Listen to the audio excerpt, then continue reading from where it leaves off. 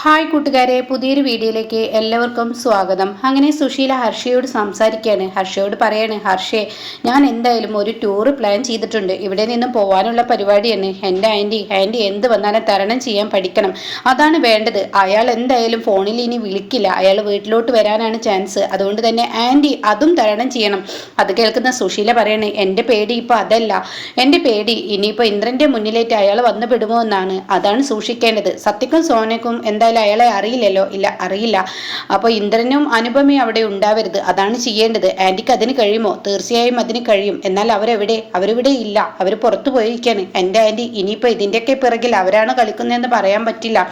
ആ ഒരു phone call ഒരുപക്ഷെ ഈ പറയുന്ന ഇന്ദ്രനെ വിളിപ്പിച്ചതാണെങ്കിലോ, അല്ലെങ്കിൽ ഇന്ദ്രൻ്റെയും അനുപമയുടെയും കളിയാണെങ്കിലോ, അത് കേട്ടോടെ തന്നെ സുശീല പറയും, ഹേ അങ്ങനെയൊന്നും ആവില്ല. കാരണം എന്താണെന്നറിയോ, എൻ്റെ ഭർത്താവിൻ്റെ സൗണ്ട് എനിക്ക് നന്നായി അറിയാം. ഇത് അയാൾ തന്നെയാണ് എന്നങ്ങ് പറയുന്നു കേട്ടോ. അപ്പോൾ ഈ വാക്കുകളങ്ങ് കേൾക്കുമ്പോൾ ഉടൻ തന്നെ താൻ എന്താണ് ഇവിടെ പറയേണ്ടതെന്ന് അറിയാതെ ഒന്ന് പകച്ചെങ്കിലും കൂടിയിട്ട് ഉടൻ തന്നെ ഹർഷ പറയണം, എന്നാലും ആൻറ്റി സൂക്ഷിക്കേണ്ടിയിരിക്കുന്നു. ആൻറ്റി എന്തായാലും അയാൾ വന്ന അയാളെ കൈകാര്യം ചെയ്യണം. അപ്പോൾ ആൻറ്റി ഇനിയിപ്പോൾ എന്താ ചെയ്യാൻ പോകുന്നത്? ഞാൻ എന്തായാലും ഇവിടെ നിന്ന് പോകുന്നു, ഒരു ടൂർ പ്ലാൻ ചെയ്യണം. എന്നാൽ അതിനെക്കുറിച്ച് അവരോട് മുന്നിട്ട് നിന്ന് തന്നെ സംസാരിച്ച് എന്തെങ്കിലും വേണ്ടത് ചെയ്യാൻ നോക്ക്. അത് കേട്ട ഉടൻ തന്നെ തീർച്ചയായും അത് ഞാൻ ഇന്ന് ചെയ്യുന്നുണ്ട് എന്നൊക്കെ പറയുമ്പോൾ ഒരു വണ്ടിയുടെ ശബ്ദം കേൾക്കുന്നു. ആരോ വന്നിരിക്കുന്നു. ഇനിയിപ്പോൾ അത് അയാളായിരിക്കുമോ? ഞാനൊന്ന് പോട്ടെ, അവിടെ ആരാ ഉള്ളത്? സോനയുണ്ട്. എന്നാൽ ഞാനൊന്ന് പോയി നോക്കട്ടെ എന്ന് പറഞ്ഞിട്ട് സുശീല ഓടി പടഞ്ഞുകൊണ്ട് പുറത്തോട്ട് വരുമ്പോൾ താൻ കാണുന്ന കാഴ്ച തൻ്റെ മുന്നിൽ അതാ നിൽക്കുന്നു ഇന്ദ്രനും അനുപമയും. അവരെ കാണുന്നതിനോടുകൂടി സുശീലക്ക് കലി മൂത്തു കേട്ടോ. എന്നാൽ അനുപമയുടെ കയ്യിൽ കുറേ സാധനങ്ങളൊക്കെ ഉണ്ട്. ഇതൊക്കെ കാണുന്ന സുശീല, എങ്ങോട്ടാടാ നീ പോയത്? പോകുന്നതും വരുന്നതും എന്താ എന്നോട് പറയാത്തത്? അത് കേട്ട ഉടൻ തന്നെ, എനിക്ക് എൻ്റെതായ ആവശ്യങ്ങൾക്ക് പുറത്തു പോകണമെന്നുണ്ട്. അത് ഇപ്പോൾ എല്ലാതും പറയണമെന്നുണ്ടോ? എന്താടാ നീ എന്താ ഇങ്ങനെയൊക്കെ സംസാരിക്കുന്നത്? അത് കേട്ട ഉടൻ തന്നെ അനുപ പറയണേ, ഞങ്ങൾക്ക് സാധനം വാങ്ങാനുള്ളത് പോയി. നിന്റെ കൂടെ കുറച്ചു നേരം ഇവനങ്ങ് നിന്നപ്പോൾ ഇവന്റെ സ്വഭാവത്തിൽ മാറ്റം വന്നല്ലോ. അത് കേൾക്കുന്ന ഇന്ദ്ര, എന്തിനാ ഇങ്ങനെ വളച്ചടിക്കുന്നു? ഇവിടുത്തെ കാര്യങ്ങൾക്കൊന്നും യാതൊരു കുറവും വന്നിട്ടില്ലല്ലോ. എല്ലാം ചെയ്തു വെച്ചിട്ടല്ല അനുപമ പോയത്. പിന്നെന്തിനാ നിങ്ങൾ വെറുതെ ചൂടാവുന്ന? ആടാ, അങ്ങനെയൊക്കെ തന്നെ നീ സംസാരിക്കത്തുള്ളൂ. നീ എവിടെ പോയി എന്ന് അറിയുന്നത് അതെന്റെ ആവശ്യമില്ല.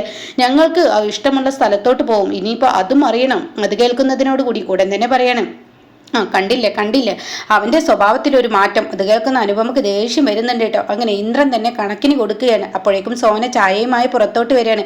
ഇതേ സമയം, എന്താണ് ഇപ്പൊ നിങ്ങളുടെ പ്രശ്നം? നിങ്ങൾക്ക് എന്താ പ്രശ്നം? ഞങ്ങൾ എവിടെ ഇട്ടാ പോയത് എന്നറിയണല്ലേ? ഞങ്ങൾ ടൂർ പോവാൻ കുറച്ച് സാധനങ്ങൾ വാങ്ങാൻ വേണ്ടി പോയതാ, അല്ലാതെ പ്രത്യേകിച്ച് എങ്ങോട്ടേക്ക് പോയിട്ടില്ല. അത് കേൾക്കുന്ന സുശീലയുടെ ഭ്രാന്തങ്ങ് നിന്നു. കാരണം താൻ പറയാൻ ഉദ്ദേശിച്ച കാര്യം അത് പറഞ്ഞല്ലോ, അത് അറിഞ്ഞല്ലോ, അത്ര തന്നെ. അതുകൊണ്ട് ആ ഒരു സമാധാനം സുശീലയിൽ ഉണ്ടായിരിക്കുന്നു കേട്ടോ. അപ്പൊ സുശീലയാണെങ്കിലോ അങ്ങനെ അങ്ങ് നേരത്തെ പറഞ്ഞാൽ പോരെ, എന്തിനാ നിങ്ങൾ? അപ്പോഴേക്കും സോന പറയണേ, എന്തിനാ അമ്മ കാര്യമില്ലാതെ ഒരു വീട്ടിൽ വഴക്കുണ്ടാക്കുന്നത്? അമ്മക്ക് എന്തിന്റെ കേടാണ്? അമ്മ ഒന്നും മിണ്ടാതിരുന്നോടെ. അവരിവിടുത്തെ പണികളൊക്കെ കഴിഞ്ഞു വെച്ചിട്ടല്ലേ പോയത്. പിന്നെ എന്താ അമ്മക്ക് കുഴപ്പം എന്നൊക്കെ പറഞ്ഞ് താനിങ്ങനെ ദേഷ്യത്തോടു കൂടി സംസാരിക്കുമ്പോൾ ഉടൻ തന്നെ ഇവിടെ സുശീല, ആ ചായ അങ്ങ് കാട്ടടി, ഞാനങ്ങ് കുടിക്കട്ടെ എന്നും പറഞ്ഞിട്ട് ആ ചായയും വാങ്ങിച്ചങ്ങ് പോവുകയാണ് കേട്ടോ. എന്നാൽ ഈ സമയം ഇപ്പുറത്താണെങ്കിലോ രഘു ആകെ പിടിവിട്ടു പോയിരിക്കുകയാണ്. രഘു മദ്യപിച്ച് ലക്ക് കെട്ട് കിടക്കുന്ന ആ അവസ്ഥയാണ്. അപ്പൊ ചിരുവിന്റെ മനസ്സിലൊരു തോന്നല്, ഈശ്വര, ഞാനൊന്ന് വിളിച്ചു നോക്കട്ടെ, അതായിരിക്കും നല്ലത്. ഞാനൊന്ന് വിളിക്കട്ടെ, രഘുവേട്ടന്റെ അവസ്ഥ എന്തായിരിക്കും? രഘുവേട്ടനെ വിളിക്കാല്ലേ? ഭാനുമ്മക്ക് ഇപ്പൊ എങ്ങനെ വിളിക്കുക എന്നും പറഞ്ഞ് താൻ ആ ഫോണ് റിങ് ചെയ്യാണ് കേട്ടോ. രഘുവിന്റെ ഫോണിലോട്ട് റിങ് ചെയ്യുമ്പോൾ രഘു ആണെങ്കിൽ കുടിച്ച് ലക്ക് കേട്ട് തന്നെ കിടക്കുന്നു. യാതൊരു ബോധവും രഘുവിലില്ല. അപ്പൊ രഘുവിന്റെ ആ കിടത്തം കാണുമ്പോൾ മൊത്തത്തിൽ കിളി പോയിരിക്കുകയാണ് കേട്ടോ ഭാനുമ്മ. അപ്പോൾ ഈ ഫോണ് നിർത്താതെ അടിക്കുമ്പോൾ രഘു അറിയുന്നില്ല. എന്നാൽ ഈ സമയം രഘു പെട്ടെന്ന് അങ്ങ് ചെന്നിട്ട് രഘുവിൻ്റെ ഫോണ് ഭാനുമ്മ എടുക്കുകയാണ്. അപ്പോൾ ഭാനുമ്മ, ഇത് ഞാനാണ്, ചീരുവാണ്. എനിക്ക് മനസ്സിലായി മോളെ, അതുകൊണ്ടാണ് ഞാൻ ഈ ഫോൺ എടുത്തത്. എന്തായാലും രഘുവേട്ടൻ എവിടെ? രഘുവേട്ടൻ്റെ അവസ്ഥ പറയാതിരിക്കാൻ നല്ലത് ഭാനുമ്മ. രഘുവേട്ടൻ ആകെ എന്തെന്ന് പറയേണ്ടതെന്ന് എനിക്കറിയില്ല എന്നൊക്കെ രഘുവിനെ കുറിച്ച് പറയാൻ. അവനെൻ്റെ മോനാണ്, അവനിങ്ങനെ കുടിച്ച് നശിക്കുന്നത് കാണുമ്പോൾ എൻ്റെ ഉള്ളു പിടയുന്നു. എനിക്ക് താങ്ങാൻ കഴിയുന്നില്ല മോളെ എന്നൊക്കെ ഇങ്ങനെ ഭാനുമ്മ പറയുമ്പോൾ ഉടൻ തന്നെ, അമ്പിളിയെ നീ ഇങ്ങോട്ടേക്ക് വിടാൻ നോക്ക്, അവന് നശിക്കുകയാണ്, ഓരോ ദിവസം അവന് ഇല്ലാതാവുകയാണ് എന്നൊക്കെ ഇങ്ങനെ പറയുന്നുണ്ട് കേട്ടോ. എനിക്കിപ്പോൾ ഉറങ്ങാൻ കഴിയുന്നില്ല. ഉറങ്ങുമ്പോൾ എനിക്ക് പേടി വരികയാണ്. രഘു ഇനിയിപ്പോൾ ഈ വീട് വിട്ടു പോകുമോ?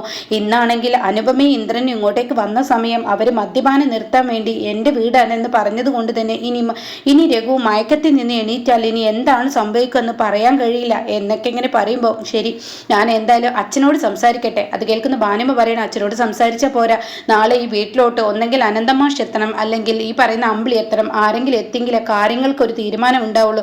അല്ലെങ്കിൽ എൻ്റെ കുഞ്ഞിങ്ങനെ നശിക്കുന്നത് കാണാൻ എനിക്ക് വയ്യാത്തത് കൊണ്ടാണ് ഞാൻ ഈ പറയുന്നത്. അതുകൊണ്ട് മോളെ ഇത് സീരിയസ് ആക്കി എടുക്കണം. നീ അനന്ത മാഷിനെ വിവരം അറിയിക്കുക പറയട്ടോ. ഇത് കേൾക്കുന്ന ചിരി പറയുന്നത് ശരി, ഞാൻ അച്ഛനോട് പറയാം. അപ്പോഴേക്കും മഞ്ചാടിയും ഈ പറയുന്ന ചീരവും കൂടി കാര്യങ്ങൾ അനന്ത മാഷിനെ അവതരിപ്പിക്കുകയാണ്. അപ്പം അമ്പിളി നിൽക്കുന്നുണ്ട്.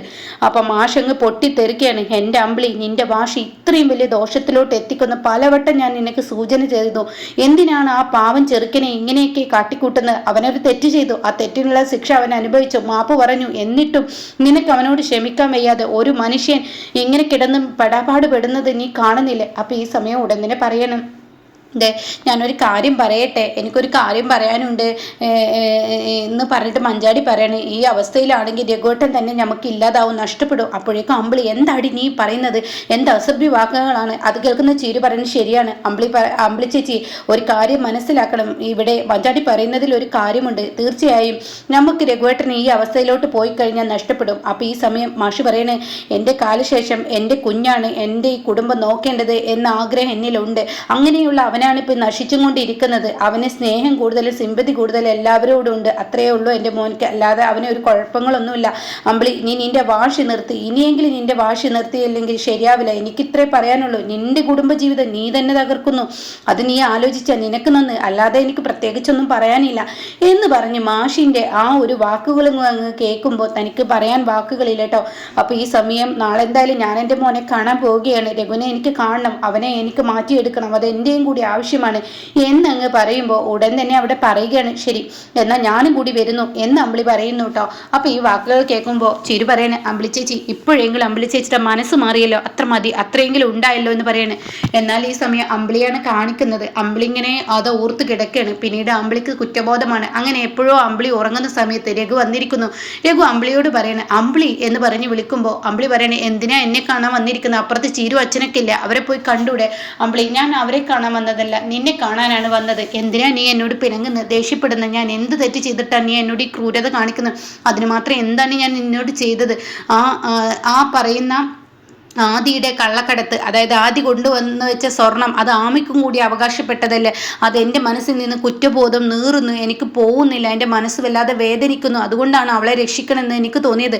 അത് നിങ്ങൾ ചിന്തിച്ചാൽ പോരാ. അവളെ രക്ഷിച്ചു കഴിഞ്ഞാൽ പിന്നീട് ഉണ്ടാവുന്ന ശിക്ഷ എന്തെന്ന് നിങ്ങൾ അറിഞ്ഞിട്ടുണ്ടോ? പിന്നെ അവൻ നിങ്ങളുടെ വണ്ടിയിൽ ആ സ്വർണം കൊണ്ടുവന്ന് വെച്ചതിൽ നിങ്ങൾ എന്തെല്ലാം ബുദ്ധിമുട്ടുകൾ നേരിട്ടു, അതൊക്കെ നിങ്ങൾ മറന്നോ? അതൊക്കെ നിങ്ങൾ മറക്കാൻ പാടില്ലല്ലോ. അപ്പോൾ അവൻ കാരണം നമുക്കും ബുദ്ധിമുട്ടുണ്ടായി. അതുകൊണ്ട് രഘുവേട്ടൻ എന്തിനാ അവരെ കുറിച്ച് ഓർത്ത് നിങ്ങൾ എങ്ങനെ ടെൻഷൻ അടിക്കുന്നത്? ആ സമയം രഘു പറയണേ, എനിക്ക് സഹിക്കുന്നില്ല, എനിക്ക് എൻ്റെ മനസ്സിൽ കുറ്റബോധം കൊണ്ടാണ് ഞാനിത് ചെയ്യുന്നത്. എന്തായാലും ഇനി ആർക്കും ഞാനൊരു ഭാഗമാവുന്നില്ല, എനിക്ക് എൻ്റെ മോളെ കാണണം. അത് കേൾക്കുന്ന അമ്പിളി പറയാം, പറ്റില്ല, മോളെ കാണാൻ പറ്റില്ല എന്ന് പറയട്ടോ. ഇത് കേട്ട ഉടനെ രഘു പറയണേ, പറ്റില്ല, എനിക്ക് എൻ്റെ മോളെ കാണണം, ഞാൻ ഈ നാട് വിട്ടു പോവാണ്, അപ്പോൾ എനിക്ക് എൻ്റെ മോളെ കാണാതെ പോവാതിരിക്കാൻ പറ്റില്ല എന്ന് പറഞ്ഞ് രഘുവിൻ്റെ പിറകെ അമ്പിളി ഓടുമ്പോൾ പെട്ടെന്ന് ചീരു വരികയാണ്. ചീരു വന്നിട്ട് ചോദിക്കുകയാണ്, എന്താ ചേച്ചി, എന്താ പ്രശ്നം?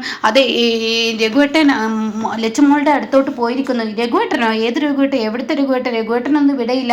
ഉണ്ട്, രഘുവേട്ടൻ ഇത് ലച്ചുമോളുടെ അടുത്തോട്ട് പോയിരിക്കുന്നു എന്ന് പറഞ്ഞ് വീണ്ടും ആവർത്തിക്കുമ്പോൾ ഉടൻ തന്നെ പറയണേ, ഇല്ലല്ല, രഘുവേട്ടൻ ഇവിടെ വന്നിട്ടില്ല, അമ്പിളി ചേച്ചി സ്വപ്നം കണ്ടതാ. ഇത് കേൾക്കുന്ന അമ്പിളിക്ക് മനസമാധാനം കിട്ടുന്നില്ല കേട്ടോ. തൻ്റെ മുന്നിൽ രഘു താൻ നാട് വിടുകയാണെന്നുള്ള സത്യം പറഞ്ഞിട്ടാണ് പോകുന്നതെന്ന് അമ്പിളിക്ക് മനസ്സിലാവുന്നില്ല. അങ്ങനെ വാ അമ്പിളി ചേച്ചി, ഇവിടെ കിടക്കണ്ട, എൻ്റെ കൂടെ കിടക്കാം, എൻ്റെ റൂമിലോട്ട് വാ എന്നൊക്കെ പറഞ്ഞ് അമ്പിളിയെ വിളിച്ചു കൊണ്ടുപോകാൻ കേട്ടോ.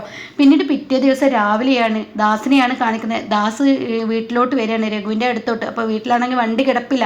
അപ്പോൾ ദാസ് പറയണേ, ഇവിടുത്തെ വണ്ടി എവിടെ?